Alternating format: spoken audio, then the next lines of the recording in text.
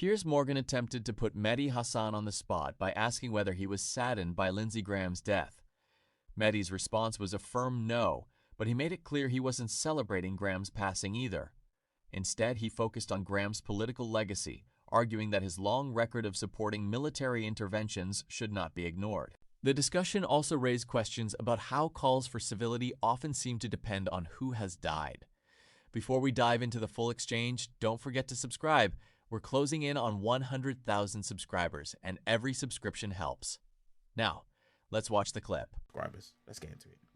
Policy, as you know, is fraught with a whole bunch of different issues. I've traveled with the president all over the world. We went to North Korea, actually, China, et cetera, to deal with some of the geopolitical threats that this country faces. Now, they're not imminent threats. They're more economic. They're not military in nature, in that they're not doing kinetic activity in the moment and funding terrorism to try and kill Americans, which Iran, as you pointed out, clearly has done. But most news reports pretty clearly have pointed out different pockets within this Iranian regime. And as Donald Trump said, we kind of did get rid of the regime because we killed everybody in line for control of Iran. However, there are two basically competing groups. One, very militant. I'm going to use the word old school to define, use the words old school to define them. They're the ones who really want to continue down the path of death and destruction, stated goals of killing Americans, killing Jews, et cetera, versus ones who may be a little bit more moderate. And I guarantee you this administration has spoken to both factions in both groups. It appears that when we do move toward a memorandum of understanding, it's because we've had conversations with those who tend to be a little bit more sensible and maybe care about the well-being of their own people. And then, of course, those who don't, who have killed many tens of thousands of their own people, tend to take control by striking targets, killing civilians, and then Donald Trump has to change. This reminds me, you know what this reminds me of, though? Hogan, it reminds me of the scorpion and the frog tale, which I won't repeat because everybody knows it, but it reminds me about the scorpion. Scorpions tend to behave like scorpions. I just want to end very quickly, Mehdi, because we run out of time. Hold on. Just on the Iran point, I've got to say very quickly. No, you can't. You can't, because I've got another guest waiting. Well, I waited half an hour to come on this show, and then you'd save my vocal cord. So let me just say this. The Iranian regime, to say there's been regime change in Iran is gaslighting of the highest order. I agree. We've replaced Ayatollah Khamenei with Ayatollah Khamenei, a more radical, hardline version, who has much more of an incentive to get Mehdi, I agree with you 100%. So let's forget that. I just want to ask you very finally, Mehdi, are you sad that Senator Lindsey Graham has died? No, I'm not sad. I'm not celebrating it either, as you suggested in your introduction. I think it's a bit of a straw man to say everyone's celebrating his death. I think as journalists, Piers, you and I, we hold power accountable. We speak truth to power. I'm not of the school that says when a politician dies, a public figure dies, we treat them like a private figure and just shut up. I don't think journalism should turn into hagiography. At Zeteo, for example, we published a list of what Graham said and did. We just let the facts speak for themselves. He was a man who said awful things, genocidal things, racist things, and we put that on the record for people to see. That doesn't mean he didn't also do, I'm sure, good things in Congress as well, but overwhelmingly he argued for wars, including this Iran war that outlives him, that killed 100 schoolgirls on day one of the war. He argued for the Iraq war that you and I opposed, that killed over 1 million people. He never met a Middle East country he didn't want to invade, and I think that's how we should remember him. We should remember the full record. The problem is when powerful people die, people in our media, especially mainstream corporate media, want to just do hagiography and say, what a wonderful person they were. Weren't they lovely? And I'm sure many of those powerful people were lovely and they have families who love them. But as journalists, our job is to say, here's what they did, here's the truth about their life and record, here's an accurate obituary. And with Lindsey Graham, the man has a ton of blood on his hands, and we shouldn't just forget that.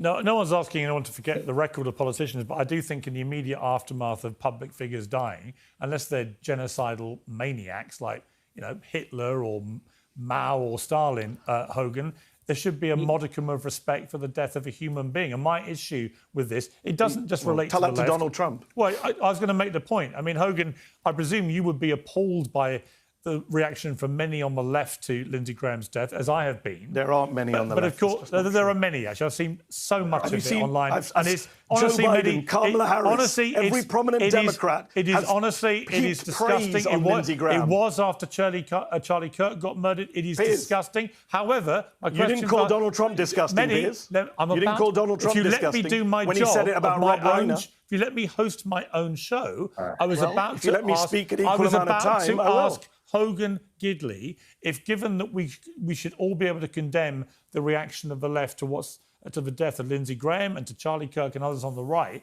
would you also condemn the way that Donald Trump has talked about Robert Mueller, Rob Reiner, and others that he doesn't like, who die when he trashes them in public quite quickly? Because I never like him doing that. I always think it's wrong, particularly given he's the president of the United States.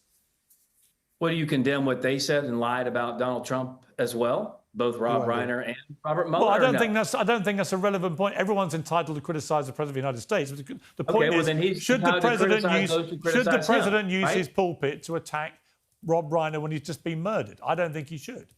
Those people have attacked him. He responded in kind. Listen, I was executive director of the South Carolina Republican Party in Lindsey Graham's era. I've known the man for a long time. Was he right on every issue? Did I agree with him on every issue? No. But he loved his country. He loved his constituents in the state of South Carolina. He loved being a United States senator. So did Robert Mueller. You can hate his policies. You can not like some of his votes. I got crossways with him a couple of times. Remember, in the first Trump administration, he wasn't on board with Donald Trump's closed border policies by any stretch. On the North Lawn, I said when I was at the state party in South Carolina, he got booed off the stage for supporting George W. Bush's amnesty. We called him Grahamnesty for a reason. And his staff called me and said, hey, you know you're off the Christmas card list, right? We laughed about it, and Lindsey Graham finally came on board with the proper policy, which is to protect the American people first. And he cozied up to Donald Trump because he knew that he had enough power and sway within the United States Senate to get things done for the America First movement. He was a patriot. You can disagree with him, Mehdi, all you want to. You can not like the wars. I don't like the wars either. But the fact is, the man was a public servant his entire life. But I didn't say good. I'm glad he's dead. You know what? I didn't say good. I'm glad he's dead. I think it would be nice. I think it would be nice in public life if every time a big American public servant, someone's given their life to public life in America or the UK, anywhere actually, if both sides just managed to show a modicum of respect when somebody dies. I don't think it's too much to ask. Then he can get into the legacy stuff. Give it a beat. Give it a day or two. The problem is, you say you're on the... That's my view. Hold on, let me make this point, our last point, then you can cut me off. You say you're in the middle and fair on this. You said the left yesterday, I read your tweet, despicably cruel, heartless and abusive, the least kind people on earth. You did not say that when Donald Trump said the same thing to Mueller and Reiner. Actually, I have regularly criticised him. I checked. You said take away his phone. I have regularly criticised him. I have regularly called him out when he does that. I didn't like him doing it with John McCain or Colin Powell. But you didn't call him despicably cruel. No, I do think it's despicable. So let me be clear. You do think... Right? Okay, good. But there's nothing, when we end to on me, agreement. there's nothing we more both hypocritical. Agree it was despicable. Nothing more hypocritical than people with the hashtag #BeKind in their bio on social media. Do you think it's despicably cruel for Donald Trump to attack the Kennedy family on the day their granddaughter Tatiana Schlossberg when died? they die? That is the least be kind thing imaginable. Anyway, I'm going to be kind and put your voice out of its misery. Thank you, Mehdi. Always good to have you. And Hogan, I always appreciate you coming on too. So thank you very much indeed. In my view, Piers Morgan's approach throughout this discussion lacked consistency. He criticized reactions from one political side while overlooking similar or even stronger statements made by Donald Trump, creating the impression of a double standard. Mehdi. Hasan wasn't celebrating Lindsey Graham's death. He was examining Graham's public record and highlighting the policies he supported during his career. Discussing a public figure's legacy isn't the same as mocking their death, and that's an important distinction. When Mehdi challenged Piers by referring to his previous comments, it exposed what many see as an inconsistent approach to political debates. Ultimately, viewers can decide for themselves whether Piers applies the same standards to everyone. Let me know what you think in the comments. And if you enjoy this content, please subscribe. We're getting very close to reaching 100,000 subscribers, and your support would mean a lot. Thanks for watching, and I'll see you in the next video.